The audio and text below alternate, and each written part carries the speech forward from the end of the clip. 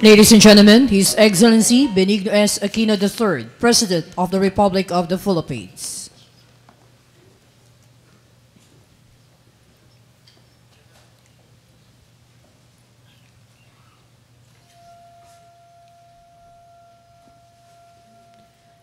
Ladies and gentlemen, the Philippine National Anthem. Bayang magiliw, pers na silanganan, alam ng puso, sa dibdib mo'y buhay.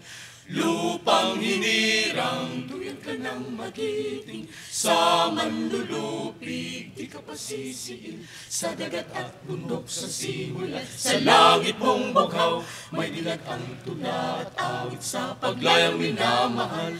Ang kislap ng watawat mo'y tagumpay na nagniningning, ang bituin at araw niya kailan pa may di magdidilim.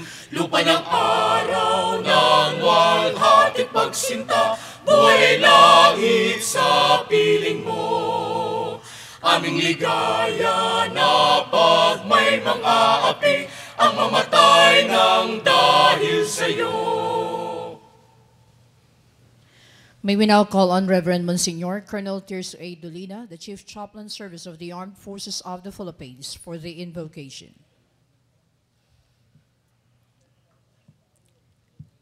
Trust. Sa araw na ito, buong pagmamalaki nating pinararangalan ang matagumpay ninyong pagtupad sa inyong katungkulan na hanapin ang katahimikang hinahangad ng buong mundo. Commander, the Distinguished Service Star is awarded for his class.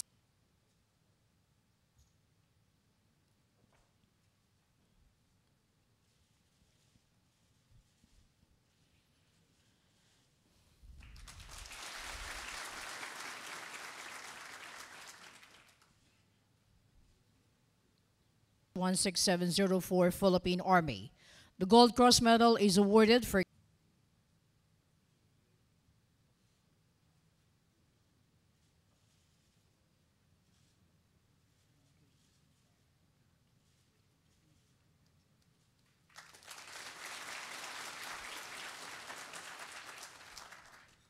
Master Sergeant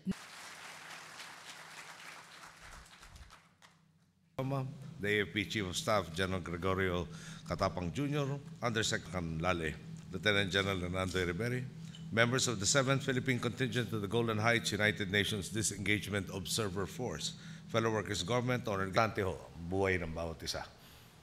Ngayon po, habang nasabi na nga natin yan, tanongin siguro, bakit ba tayo nakikilahok dito? Alam naman po niyo, at sa ngalangan ng sambayanan, ako na ho, nagpapasalamat para sa kanilang lahat. Ulitin ko lang ho. His Excellency for your message. We'll start off with the photo ops